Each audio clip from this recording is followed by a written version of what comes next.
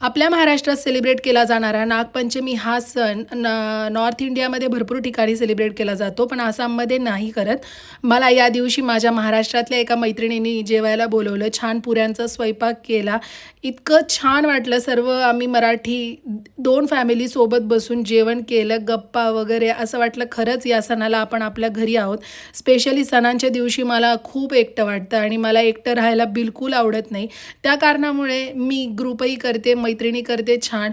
पण मला त्याच्यावर परमनंट उपाय असा वाटतो, की स्वतःला बिझी करणं, स्वतःजवळ काहीतरी एक्स्ट्रा वर्क असणं किंवा काही ॲक्टिव्हिटी करणं. मला 1 ऑर्डर असू किंवा 2 ऑर्डर असू किंवा जास्त ऑर्डर असो, मी ज्या दिवशी सांगितलं आहे त्याच दिवशी त्या ऑर्डर नक्की पोस्ट करते.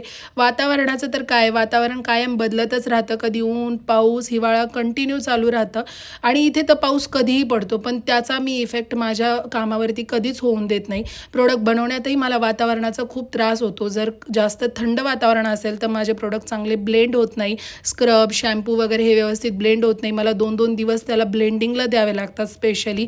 आणि जर गरमी असेल तर खूप जास्त पातळ होऊन जातात. ते ब्लेंड होऊन मला त्याची थिकनेस व्यवस्थित करावी लागते. खूप प्रॉब्लेम येतात. पण त्या कारणामुळं काम कधीच मी थांबवलं नाही. मी इतक्या ठिकाणं बदलले, पण काम थांबवणं हे माझ्या कधीच मनातसुद्धा आलं नाही. आणि हां, याची खरी साथ मला माझे घरचेही देतात भरपूर.